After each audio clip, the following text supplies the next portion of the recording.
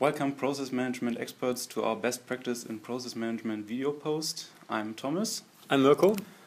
And in this post we would like to present you the results of the second topic of our first best practice workshop in January 2012. And the topic was integration of legislative and normative requirements into processes. And we had some questions answered in the workshop. First, how to connect requirements and processes, how to check conformity, how to decide about the relevance of requirements and if they should be integrated in the management system. Yeah. Yes. And finally, how to get information about changing requirements. So, the first one, how to connect requirements and processes. Mirko. Yeah, I think that's the main question that we try to answer, and the results are again somehow comparable, but the implementation again was very different. But what all different approaches had in common was that all the organizations somehow registered all relevant, and we can talk about relevance of requirements later on, into their management system database. Some just copied the paragraph into the system as an object or something like that. Other organizations interpreted the requirements into so-called tasks. So the organization's point of view of this requirement, for example. So that was quite common that everybody integrated these requirements into their database. And second step was to assign these requirements to the processes, system-based, but the implementation was really different. So some of the organizations assigned the requirement to a process or to an activity within the process or to a document which was attached to the process or even to the role or to an organizational unit which fulfills the requirement. So quite different how they are doing that. We have an assignment on different detail levels. Right, right. Yeah, that's true. And finally, based on the system integration and this assignment from the requirement to the process world, it's quite easy to prove the conformity based on reports that you can create in the system, which you can show to the authority or to the auditors, for example. So these are somehow the common practices. There's nothing which we can really highlight as best practice at the moment, because we were not able to go into that detail during this one-day workshop.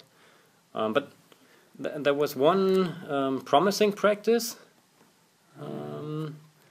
This is where we had an example where these interpreted requirements were really integrated into the process descriptions, into the process world. So the employee could simply look up the process description, read the details, and he doesn't have to know the law to be in exactly, compliance. Yes. Exactly. Just know what is in the process and act in accordance with the process, and then you are automatically conform to the requirement in the background.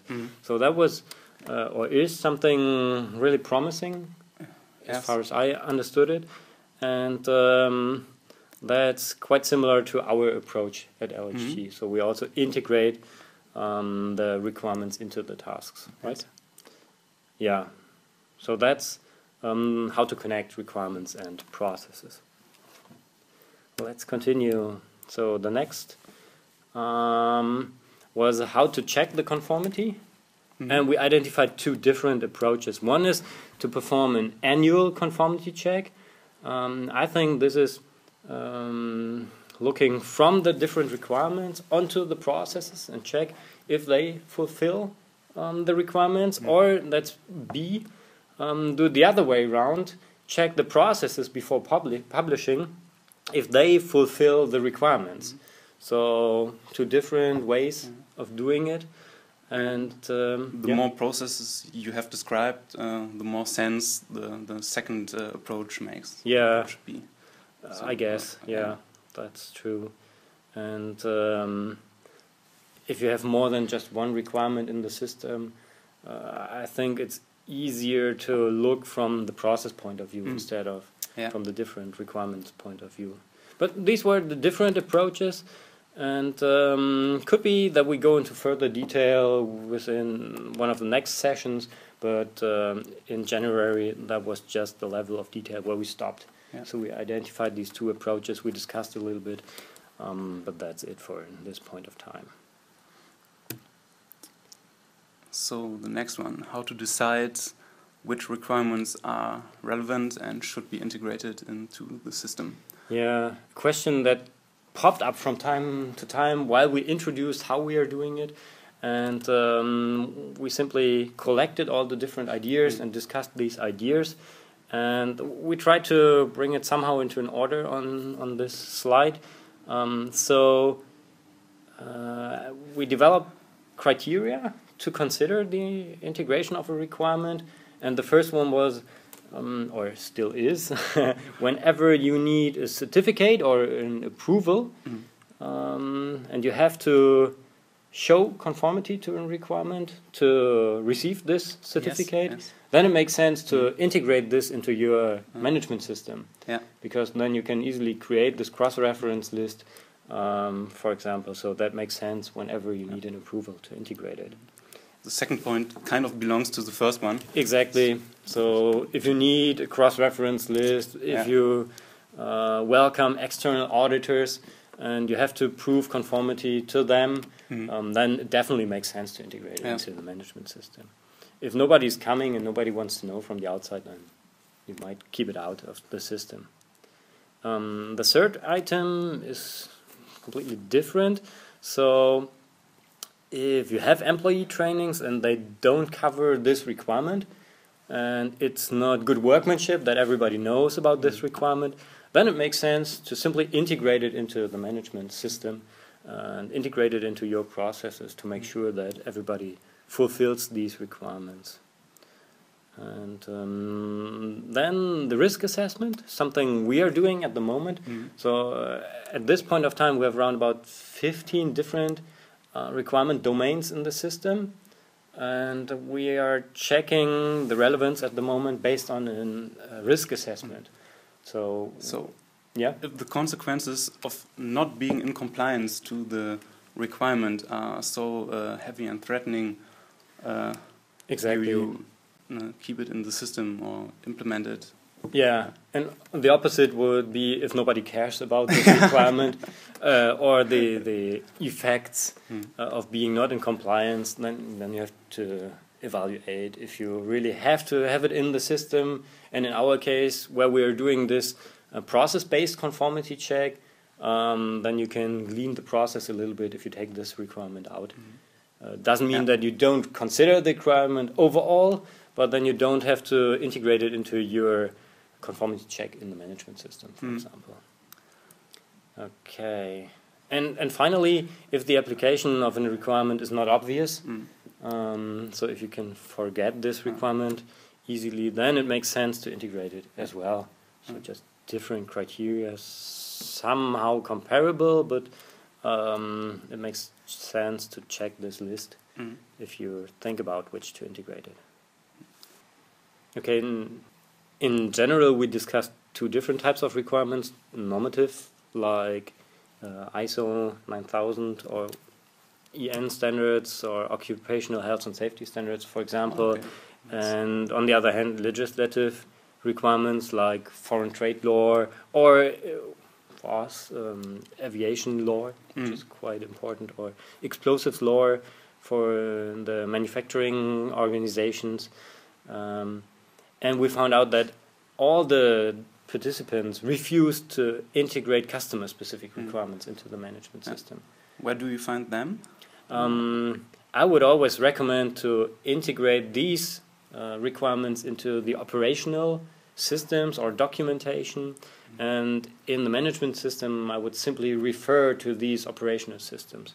So, for example, if you have to perform a maintenance task according to a customer requirement, then I would simply write into the process description, please perform the maintenance according to the customer requirement documented in the SAP system. Okay. Something like that. So that's what we try to recommend to our process owners. Keep customer-specific requirements out of the documentation. Yeah.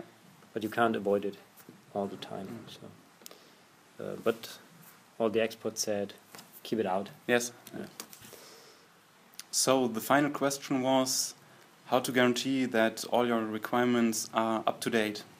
Yeah, exactly. How to get the information if a law or a standard changes. And we had some common practices that we were able to identify within the different organizations.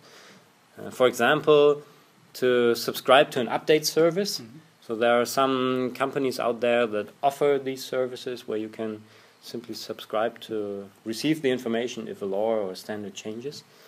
That's one way. Or on a more operational level, to have a contracting of external experts for specific requirements, for example, for international requirements. So there are some experts out there that can be contracted by different organizations. So this is also a way how to receive this information. What else?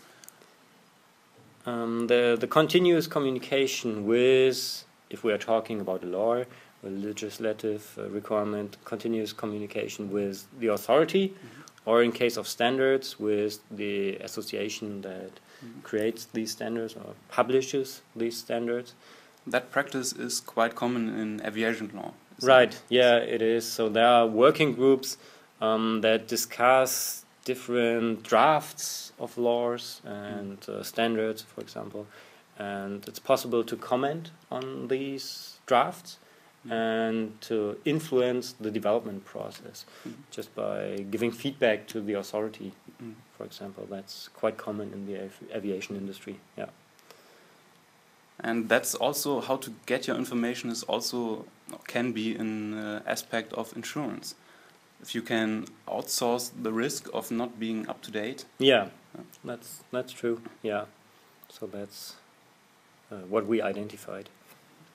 And finally, promising practice was to implement local experts that maintain local requirements in the system. So that's what we are doing. For example, for we differentiate between two different kinds of requirements. In our company, we have so-called cross-company requirements that are applicable to all companies, and then we have local requirements.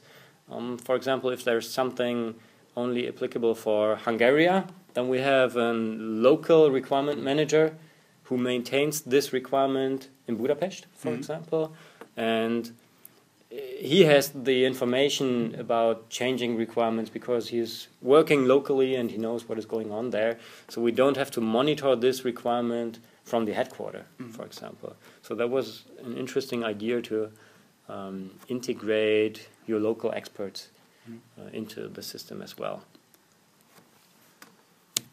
Okay. So that were the results of the first workshop. Exactly. And I hope we could bring some light in the dark. Yeah, it's not that easy to bring the insights across, but we are planning to blog more on our blog about the results, and we are also planning to organize this conference for summer, where we can share the insights with more experts. So that's the plan. And I think easiest way to receive updates, not about changing requirements, but about our best practices, is by going to our internet page and subscribing to our blog. Okay? Okay. So thanks for watching. Thanks. Bye-bye. Goodbye.